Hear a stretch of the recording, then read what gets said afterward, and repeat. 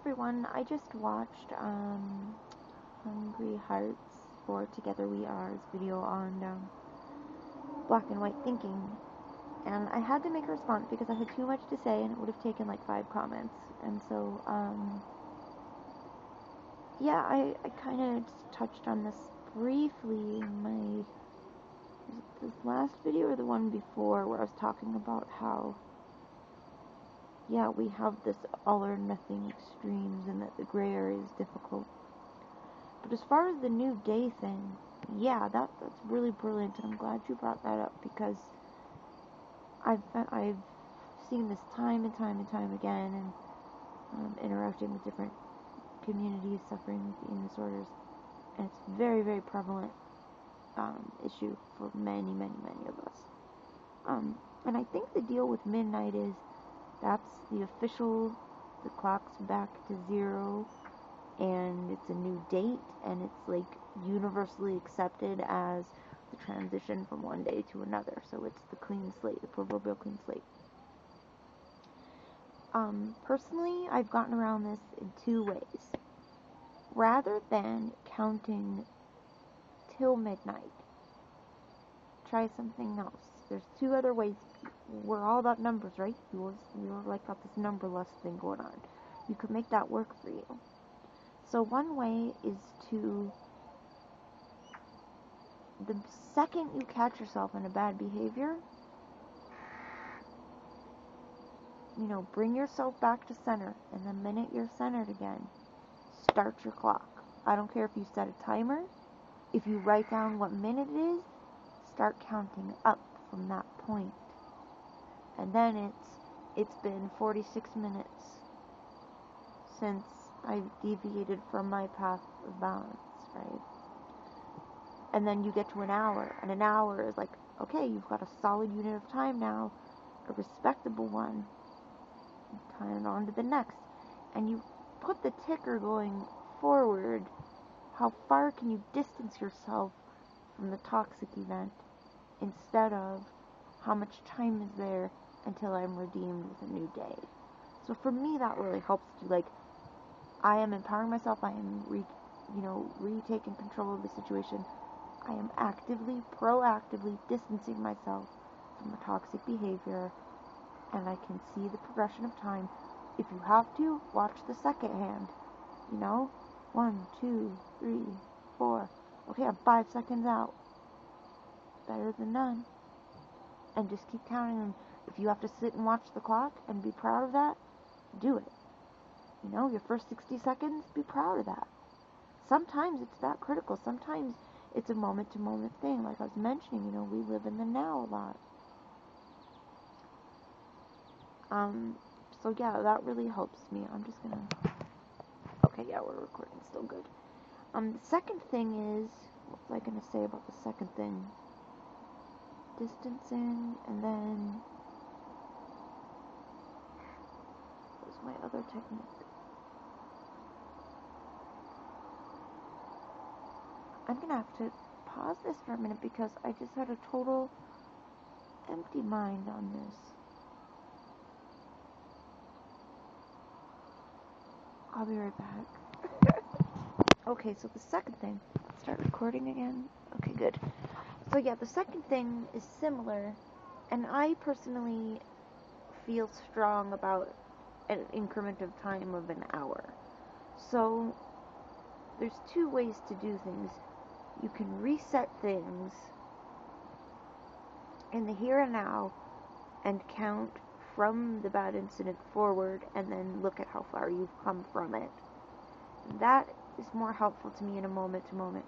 But if you get stuck in the trap of, I need a certain time to occur for me to feel that I'm redeemed by a new phase, break it up even further. If the morning, afternoon, evening, night doesn't work for you, go hour to hour. I mean, it can be any increment that speaks to you, that resonates with the way you think or act. You can do every 5 minutes, every 10 minutes, every 15, every 20, some increment that resonates with the way you think. And you know what? Like, we are creatures who live in the now. if you call conscious thought and focus toward what you're doing right now, and that's hard to do when you're, a lot of times, like in ED behaviors, we tend to dissociate or leave a present, alert, awakened, oriented, focused state. So trying to refocus on present place and time and who you are and where you are and what's going on, and reconnect with tangible things that are happening now can be like a regrounding. So, the other thing, I said there were two things, but now I'm thinking of more stuff, so I'm just going to include it. I think this is a cognitive behavioral therapy technique where it's either that or dialectical, and I'm getting all confused now, but basically, if you're getting toxic thoughts like that, you can abbreviate them, you could stop them. And the one technique that I find really useful is the big red stop sign technique. You might have encountered this in therapy, where, let's say you're thinking a bad thought, like, okay, I just binged and purged. Well, screw it, because the day's ruined, right? I can just mess up all day because I already sullied this perfect day, right? Screw that. Screw that. If that thought comes, picture a big giant red stop sign in your head, and you could say out loud if you have to, stop. And anytime that thought tries to reassert itself, pull up the stop sign. And you might feel stupid doing it, but it works. Put a brake on those little nerve transmissions, okay? Our brain is a network of electrical impulses, and our thoughts travel on them. We have the power to rewire. We have the power to amplify certain signals and suppress others. And if you stop, I mean, it takes work, obviously, and conscious effort, but if you interrupt those negative impulses, like, God, I'm such a failure, and I already sullied the day, and whatever, nothing matters now, because the blemish of this is irremovable until the day changes. Stop sign. Bullshit. Big fat bullshit.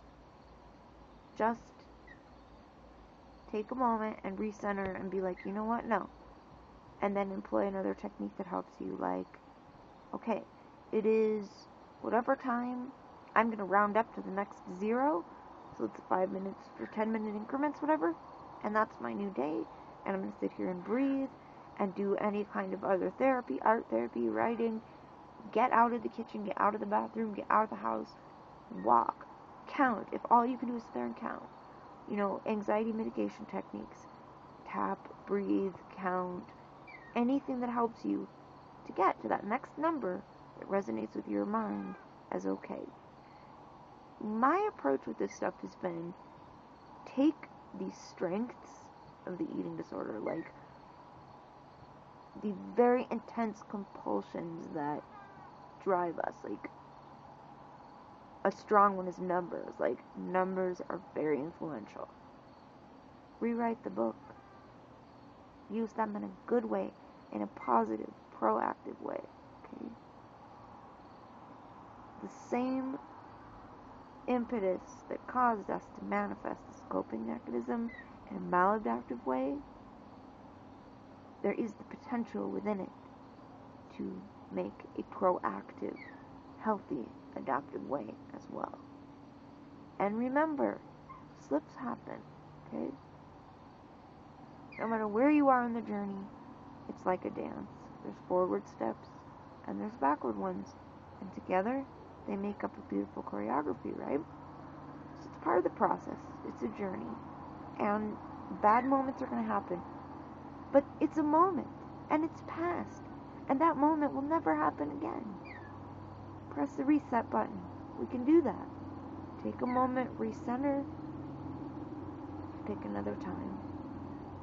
So that's my insight on that. I just wanted to share in case this might help you. And also, if nights are a hard time, if you know somebody who's up when you have trouble and you're able to force yourself, because there's this whole needing to be alone with our disease and like resisting reaching out, resisting wanting to isolate and be home. So, I mean, it's a total counterproductive toxic impetus, but it's there, right?